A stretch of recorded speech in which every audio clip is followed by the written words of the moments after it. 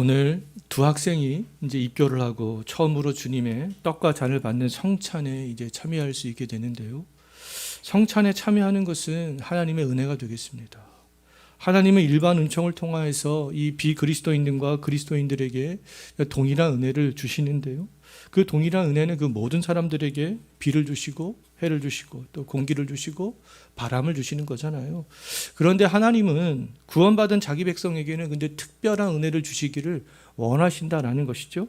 하나님이 자기 백성에게 은혜를 주시는 그런 방편은 말씀과 기도와 성례가 되겠습니다. 말씀에 참여하고 기도에 참여하고 성례에 참여한다는 것은요, 하나님의 백성으로서 하나님이 주시는 그런 특별한 은혜를 받고 있음을 보여주는 것이다 라고 말할 수 있어요. 구원의 백성들은 이 말씀과 기도와 성례를 통하여서 영혼의 하나님의 은혜를 공급받게 되는 것이죠. 말씀을 통하여서 구원에 이를 수 있는 그런 하나님을 아는 지식이 생기게 됩니다. 또 세례를 통하여서 그리스도와 연합된 그렇게 시작이 되어지게 되는데요. 또 그렇게 세례를 통하여서 그리스도와 시작된 연합은 이제 성찬을 통하여서 그리스도와의 그런 연합들이 성찬 예식을 거행할 때마다 날마다 더욱더 결속력이 강화되어지는 것이다 라고 말할 수 있습니다. 또 기도를 통하여서는 우리의 소원을 하나님께 간구할 수 있고 그 하나님의 뜻이 우리의 기도를 통하여서 이제 이루어지게 되는 것인데요. 교회적으로 이 말씀과 기도에 참여하는 그러한 것에는 어떤 제약이 없습니다. 교회 앞에서 공식적으로 자기 신앙을 고백하지 않아도 이 말씀과 기도는 참여할 수 있어요. 하지만 성례는 그렇지 않습니다.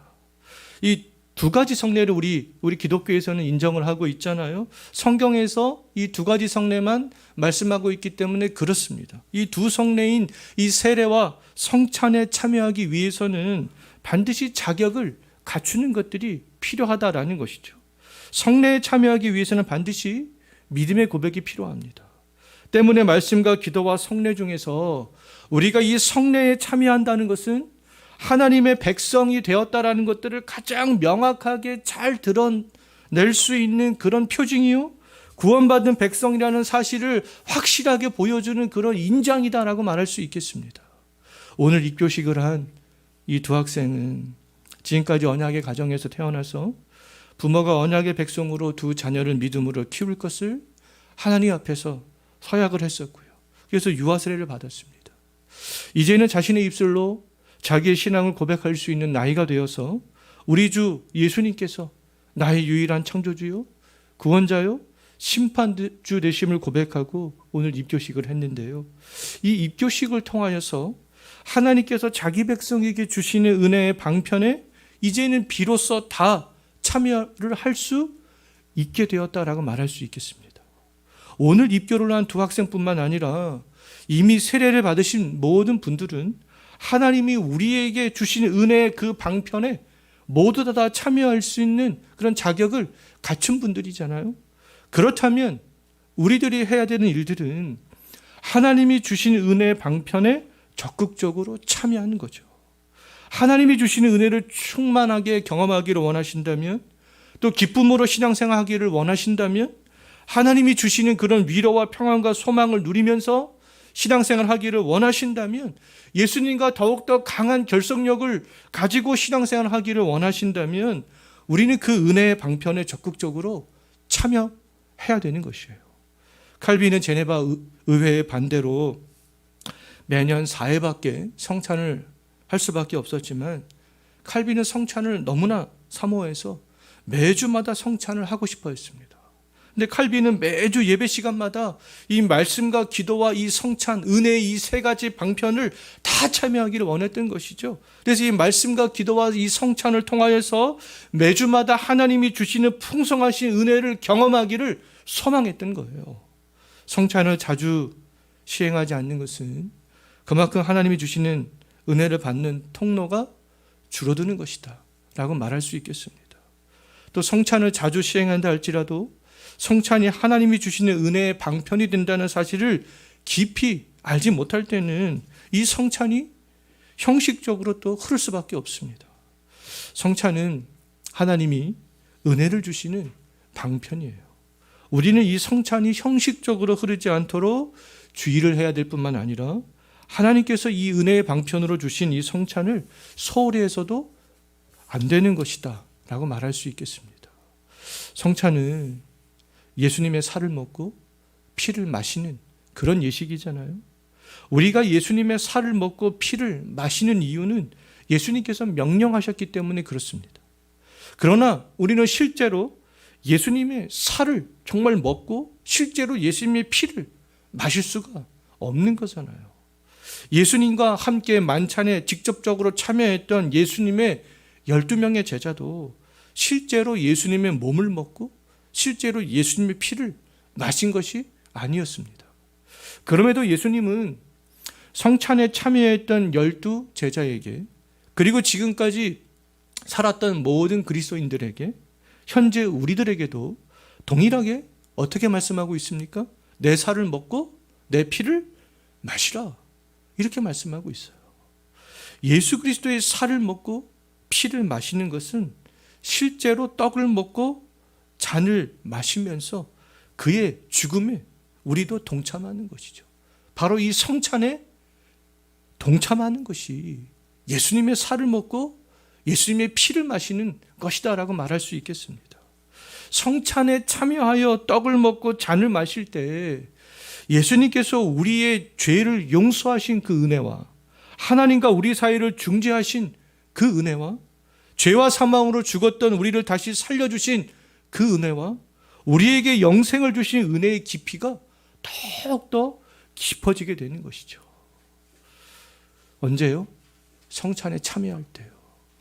우리가 떡을 먹고 잔을 먹는 것은 믿음으로 예수님의 죽음에 참여하여 예수님께서 주시는 은혜를 지금도 받고 있다라는 그런 표시가 되겠습니다. 때문에 성찬은 믿음의 고백을 하고 세례받은 사람만이 참여할 수 있는 예식이 되는 거죠. 참된 믿음의 고백 없이 이 성찬에 참여하는 사람들에게는 이 성찬 예식이 무용지물이 될 수밖에 없어요. 예수님의 그 죽음의 의미를 알고 그의 죽으심에 기꺼이 동참할 수 있는 믿음이 있다면 우리는 충분히 그의 몸을 먹고 피를 마시는 이 성찬 예식에 참여하면서 하나님이 주시는 그런 은혜들을 풍성히 누릴 수 있게 된다라는 것이죠. 또한 성찬은 예수님이 우리를 위해서 어떻게 죽으셨는지를 실제로 보여주는 것이다라고 말할 수 있겠습니다.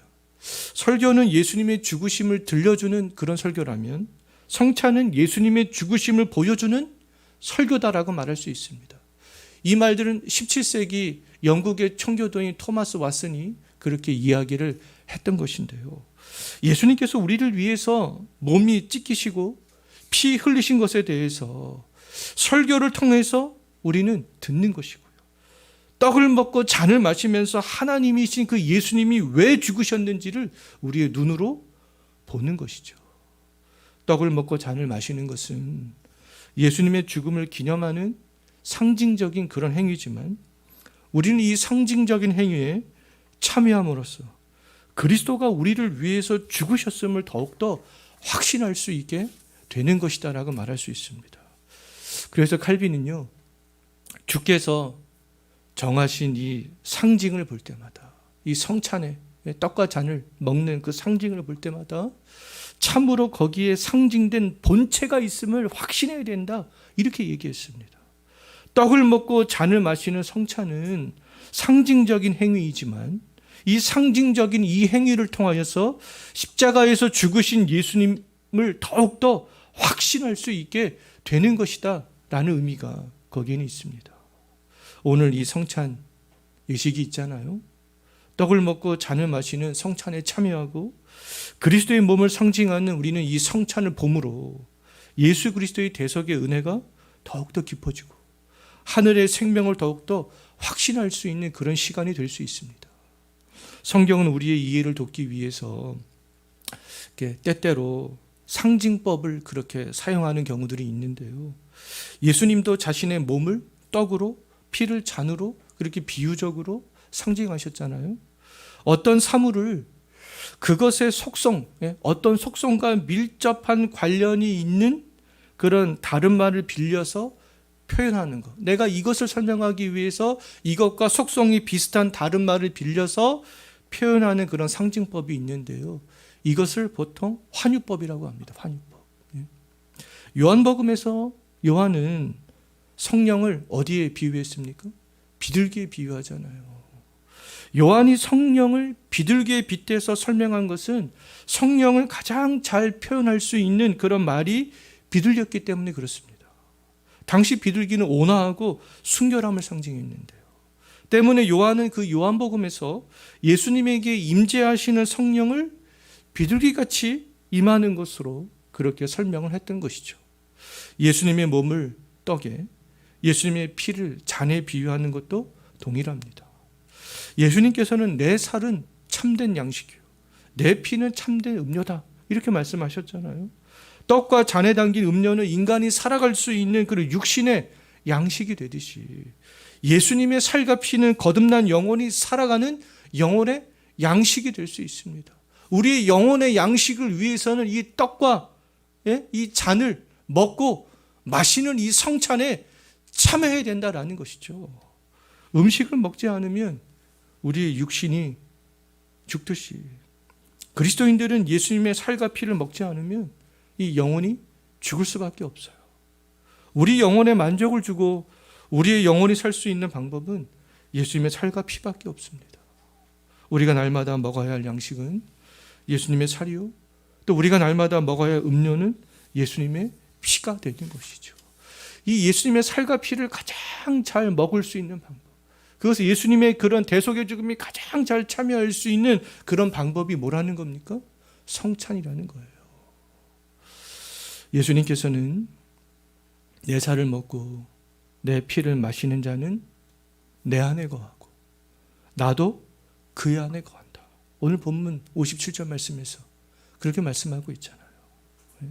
즉 대속의 의미를 알고 믿음으로 성찬에 참여하는 사람들은 하나님이신 예수님과 연합된 사람들이다. 내 안에 거하고 나도 그의 안에 거한다.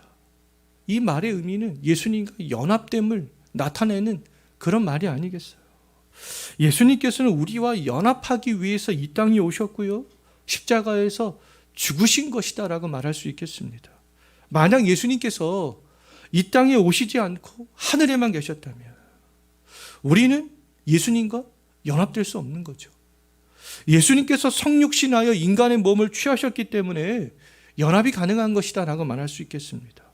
성육신하신 예수님께서 우리의 죄를 대속하시고 의로움을 우리에게 또 전가하시고 하나님과 우리 사이를 중재하신 그 사실을 믿고 성찬에 참여한 사람들은 바로 그리스도의 몸에 접붙여서 그때 연합이 될 수 있다라는 것이죠.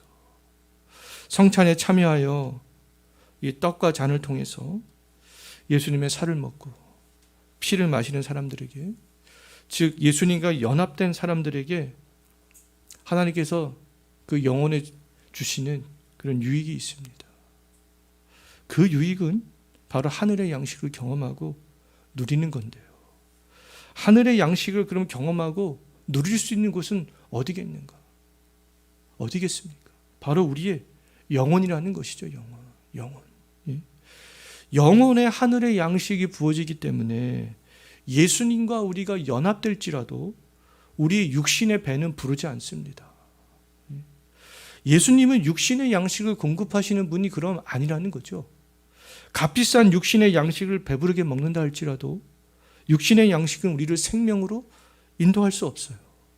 육신의 양식을 먹을지라도 언젠가는 죽음에 이르게 됩니다. 하지만 예수님의 살을 먹고 피를 마시는 그 예수님과 연합된 사람들의 영혼에 그 은혜가 부어지게 되면 그 은혜의 양식으로 말미암아 우리는 영원한 생명으로 인도함을 받을 수 있게 되는 것이죠.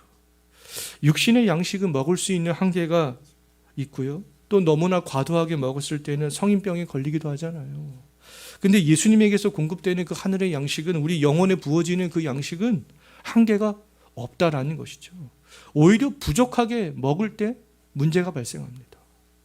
대속의 의미를 우리가 깊이 있게 생각하면서 믿음으로 성찬에 참여할 때 우리의 영혼에 공급되는 그 양식은요, 더욱더 풍성해질 수 있는 것이죠. 우리는 하나님의 나라를 더욱더 깊이 있게 소망할 수 있게 되는 것입니다. 성찬을 통해서 우리들은 그 영혼의 풍성한 그 영적인 생명력을 얻을 수 있게 되는 거예요. 성찬을 하는 그 시간은요, 대속의 은혜와 부활에 대한 소망이 깊어져서 정말 그 어느 때보다 우리의 영혼이 하늘까지 높아질 수 있는 그런 시간이 되겠습니다. 하지만 성찬에 참여한다고 해서 우리 모든 사람들의 영혼에 유익을 다 얻는 것은 아니다 라고 말할 수 있어요. 왜냐하면 자신을 살피지 않고 먹고 마시는 자, 주의 몸을 분별하지 못하고 먹고 마시는 자에게는 어떤 유익도 없습니다. 오히려 하나님의 진노가 임할 수 있어요. 이러한 사람들은 회개한 믿음으로 참여하지 않는 사람들이잖아요. 회개한 믿음으로 참여하지 않는 사람들은 성찬에 참여하여 먹고 마셔도 죄를 먹고 마시는 것이다. 정말 사도 바울이 고린도전서 11장에서 그렇게 이야기를 하고 있습니다. 오히려 이러한 사람들에게는 하나님의 진노가 성찬에 참여할 때 더해질 수밖에 없는 것이죠. 어떤 사람에게는 성찬이 영혼에 하나님의 은혜가 정말 충만히 임하는 그런 시간이 되지만, 또 어떤 사람에게는 이 성찬이 하나님의 진노를 불러오는 그런 시간도 될 수 있습니다. 성찬 때 우리의 영혼에 진정으로 은혜가 임하고 우리의 영혼이 하늘까지 높여지기 위해서 바로 이 회개와 믿음이 이 필수적인 요소가 되겠습니다. 그리스도와 연합된 사람들이 이 회개와 믿음으로 정말 성찬에 참여한다면 성찬을 통하여서 주께서 주시는 그런 하늘의 양식이 우리의 영혼에 무한히 공급된다라는 것이죠. 성찬에 참여하면 참여할수록 우리의 영혼은 그리스도께서 주시는 양식을 공급받아서 이 세상과는 우리가 멀어지고 오히려 하늘과는 더욱더 가까워질 수 있는 그런 시간이 될 수 있다는 거예요. 예수 그리스도를 통해서 죄 용서의 은혜, 구원의 은혜를 베푸신 또 삼위 하나님의 은혜가 더욱더 깊어지고 하나님 나라에 대한 소망이 큰 확신과 감사로 다가올 수 있습니다. 언제요? 성찬 때 그렇습니다. 우리가 예배 후에 성찬 예식을 거행해 드릴 텐데 그때에 정말 이러한 은혜를 깊이 있게 체험할 수 있는 그런 시간이 되었으면 좋겠습니다. 기도하겠습니다. 주님,